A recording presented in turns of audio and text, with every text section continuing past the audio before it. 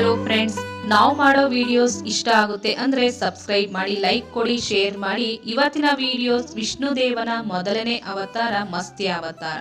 ವಿಷ್ಣುದೇವನ ಮೊದಲ ಅವತಾರವು ಮಧುಸಂಧಾನ ಅಥವಾ ಮತ್ತೆ ಅವತಾರ ಎಂದು ಕರೆಯಲ್ಪಡುವ ಮತ್ಸ್ಯ ಅವತಾರ. ಇದು ವಿಷ್ಣುದೇವನು ಪ್ರಪಂಚವನ್ನು ರಕ್ಷಿಸಲು ಮುಂಚಿತವಾಗಿ ಅವತರಿಸಿದ ಒಂದು ಪವಿತ್ರ ಅವತಾರವಾಗಿದೆ. ಮತ್ಸ್ಯ ಅವತಾರವು ಪ್ರಪಂಚದ ಆರಂಭದಲ್ಲಿ ನಡೆಯಿತು.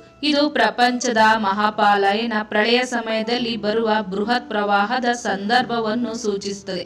ಪ್ರಪಂಚದಲ್ಲಿ ಎಲ್ಲವೂ ಕೊನೆಯಾಗುತ್ತಿದ್ದಾಗ ದೇವನು ಒಬ್ಬ ಮತ್ಸ್ಯ ರೂಪದಲ್ಲಿ ಅವತಾರ ಪಡೆದನು.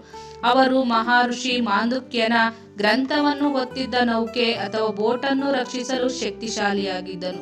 ಈ ನೌಕೆಯನ್ನು ವಿಷ್ಣುದೇವನು ಮಾಚಿಯ ರೂಪದಲ್ಲಿ ದಯಪಾಲಿಸಿ ನೀರಿನಲ್ಲಿ ಈ ನೌಕೆಯನ್ನು ನಿರ್ವಹಿಸಿ ಸೃಷ್ಟಿಯಲ್ಲಿರುವ ಎಲ್ಲಾ ಜೀವಿಗಳನ್ನು, ಅವಶ್ಯಕ ಗ್ರಂಥಗಳನ್ನು ಹಾಗೂ ಋಷಿಗಳನ್ನು ರಕ್ಷಿಸಿದರು. ಮತ್ಸ್ಯ ಅವತಾರವು ಪ್ರಪಂಚದ ಪೂರಕಗಳನ್ನು ಹಿಂತಿರುಗಿಸಿತು ಮತ್ತು ಧರ್ಮವನ್ನು ಉಳಿಸಿಕೊಂಡಿತು. ಇದು ದೇವನ ಒಂದು ಪ್ರಮುಖ ತತ್ವವನ್ನು ಪ್ರತಿಬಿಂಬಿಸುತ್ತದೆ.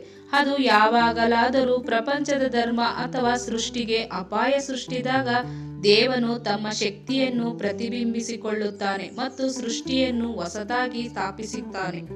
ಮತ್ಸ್ಯ ಅವತಾರವು ವಿಶ್ವದ ರಕ್ಷಣೆಗಾಗಿ ದೇವನ ಶಕ್ತಿಯನ್ನು ತೋರಿಸಿದ ಮೊದಲ ಅವತಾರವಾಗಿದೆ. ಇದು ಹಿಂದೂ ಧರ್ಮದ ಅವತಾರ ಪದ್ಧತಿಯ ಪ್ರಾರಂಭವಾಗಿದೆ. ಹಿಂದೂ ಸಂಪ್ರದಾಯದಲ್ಲಿ ವಿಷ್ಣುವಿನ ಅವತಾರಗಳ ಸಂಖ್ಯೆ 10 ಎಂದು ನಂಬಿದೆ. ಅವತಾರ ಎಂದರೆ ಇಳಿದು ಬರುವುದು ಎಂದರ್ಥ. ಇದು ಭಗವಂತನ ಜೀವಕೋಟಿಯ ಉದ್ಧಾರಕ್ಕೆ ಕೈಗೊಳ್ಳುವ ಒಂದು ಪ್ರಕ್ರಿಯೆ. ಲೋಕದಲ್ಲಿ ಅಧರ್ಮ ಹೆಚ್ಚಾದಾಗ ಧರ್ಮವನ್ನು ಪುನರ್ ಸ್ಥಾಪಿಸಲು ಹಾಗೂ ಅರ್ಹರನ್ನು ಅಥವಾ ಭಕ್ತರನ್ನು ಹುಟ್ಟು ಮತ್ತು ಸಾವುಗಳ ಚಕ್ರದಿಂದ ಮುಕ್ತಿಗೊಳಿಸಲು ಸುಜ್ಜನರನ್ನು ಎತ್ತಿ ಹಿಡಿದು ದುರ್ಜನರನ್ನು ದಮನಗೊಳಿಸುವುದರ ಮೂಲಕ ಧರ್ಮ ಸಂಸ್ಥಾಪನೆಗೆ ಪರಮಾತ್ಮ ಕಾಲಕಾಲಕ್ಕೆ ಯಾವುದೋ ಒಂದು ರೂಪದಲ್ಲಿ ಭೂಮಿಗೆ ಅವತರಿಸುತ್ತಾನೆ. ದಶಾವತಾರಗಳಲ್ಲಿ ಮೊದಲನೆಯದು ಮತ್ಸ್ಯಾವತಾರ. ಪೃಥ್ವಿಯ ಮೊದಲ ಮಾನವತನಾದ ವೈವಸ್ವತು ಮನುವನ್ನು ಭಾರಿ ಪ್ರಳಯದಿಂದ ಮತ್ಸ್ಯ ಅವತಾರವು ಕಾಪಾಡಿದೆ ಎಂದು ವಿವರಿಸಲಾಗುತ್ತದೆ. ಪ್ರಳಯದಲ್ಲಿ ಸಿಕ್ಕಿಬಿದ್ದ ಮನುವನ್ನು ವೇದಗಳನ್ನು ಉದ್ಧರಿಸುವುದೇ ಈ ಅವತಾರದ ಉದ್ದೇಶ. ಮತ್ಸ್ಯ ಎಂದರೆ ಮೀನು.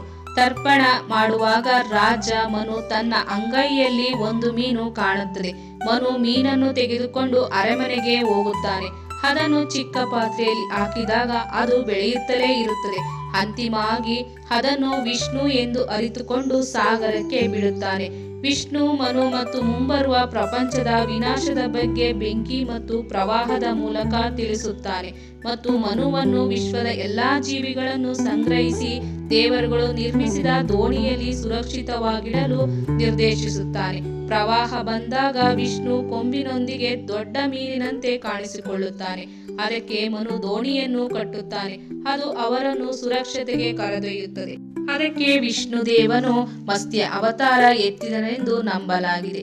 ಈ ವಿಡಿಯೋಸ್ ನಿಮಗೆ ಇಷ್ಟವಾದರೆ ಲೈಕ್ ಮಾಡಿ, ಶೇರ್ ಮಾಡಿ, ಸಬ್ಸ್ಕ್ರೈಬ್ ಮಾಡಿ. Thank you.